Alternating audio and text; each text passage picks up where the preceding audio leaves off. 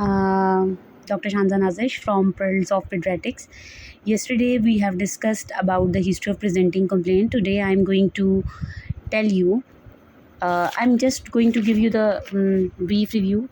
Yesterday we have dealt about demographic detail, then we have discussed about the presenting complaint, then history of presenting complaint where I told you the mnemonic.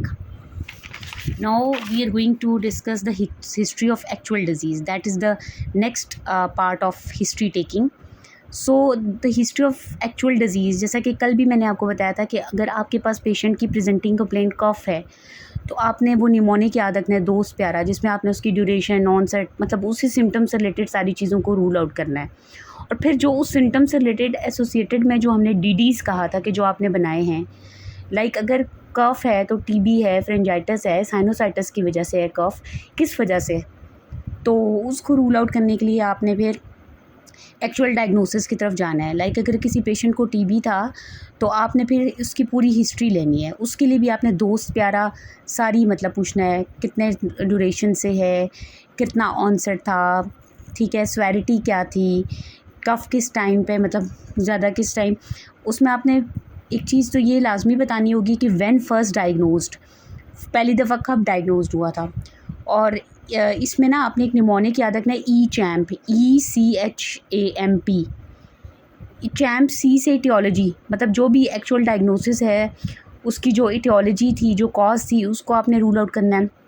फिर जो भी actual diagnosis आपने बनाया है उसकी जो complications थी either disease की या ट्रीटमेंट की, वो आपने पूछनी है। फिर नंबर ऑफ़ हॉस्पिटलाइजेशन, यानी इस एक्चुअल डिज़ीज़ की वजह से उसको कितनी दफ़ा हॉस्पिटलाइज होना पड़ा, और लॉन्गेस्ट हॉस्पिटल स्टे को आपने एक्सप्लेन करना है।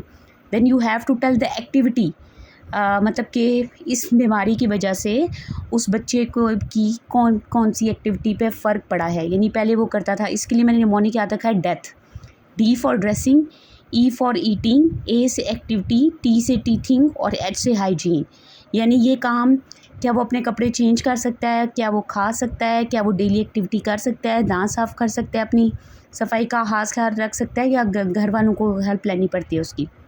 एम से आप याद रखें कि सेक्चुअल बीमारी के लिए उसको कितनी दफ़ा आना पड़ा, मॉनिटरिंग है, और कितने कितने अरसे के बाद क्या कौन कौन से टेस्ट वो करवाता है, कैसे उसकी मॉनिटरिंग की जाती है, और किस तरह से वो हस्पताल में आता है। और पी से प्रोसीजर की कोई इस एक्चुअल बीमारी के लिए प्रोसीजर तो नहीं हुआ।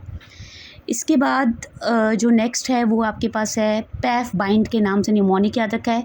पी से past medical and surgical history, A से एलर्जिक हिस्ट्री, एफ से फैमिली हिस्ट्री आपने पूछनी है, बी से बर्थ हिस्ट्री आपने पूछना है जिसमें एंटीनेटल, नेटल और पोस्ट नेटल हिस्ट्री पूछनी है, ठीक है। आई से इम्यूनाइजेशन हिस्ट्री जिसमें आपने EPI इम्यूनाइजेशन के बारे में पूछना है, एडिशनल इम्यूनाइजेशन के बारे में पूछना है, और साइड इफ़ेक्ट ऑफ इम्यूनाइजेशन के बारे में पूछना है। एन से आता है फिर न्यूट्रिशन में फिर आपने ब्रेस्ट फीड का पूछना है, कब तक कराई है, टॉप फीड कब कराई, वीनिंग कब स्टार्ट हुई, इसके बाद प्रेफरेंस फूड क्या था, और करंट कैलोरीज क्या हैं। और डी से है developmental history. Then the mnemonic is sick, SIK। S से सोशो इकनॉमिक हिस्ट्री उसकी क्या है, आई से impact of the disease either on the patient and family, और फैमिली में सिबलिंग और पेरेंट्स पे क्या इफ़ेक्ट है। And last one you have to tell about the knowledge about the disease की बीमारी के हवाले से पेशेंट को क्या पता है। लाइक अगर उसको टीबी है तो वो उसने कौन सा डॉट थेरेपी के बारे में उसको पता है, किस तरह की, ये सारी चीज़ें आपने देखनी है। अच्छा, वी डी से developmental history, I forget it. So ये जो ऊपर सा जो पैफ बाइंड के नाम से हमने निमोनिक याद रखा था। सो डेवलपमेंटल हिस्ट्री में आपने ग्रॉस मोटर भी पूछना है, यानी बच्चे का चलना, उठना, बैठना। फाइन मोटर में आपने पिंसर ग्रिप के बारे में पूछना है कि उसने वो छोटी छोटी चीज़ों को कब पकड़ना शुरू किया।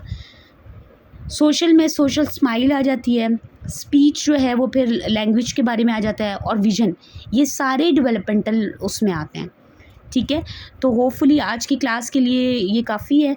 Then we will discuss all these point one by one in the next session. This is session number 4. So inshallah in next session we will discuss all the things in details, और थोड़ी examples लेके आपको उसको पढ़ाऊँगी ताकि आपके लिए थोड़ा इसको समझना ईजी हो जाए। ठीक है. In the end, I would like to say, kindly like and comment and share your experience and give your opinions regarding the history taking procedure. What more improvements you want, and are you getting benefit out of it or not? ठीक है. Thank you so much. Remember in prayers.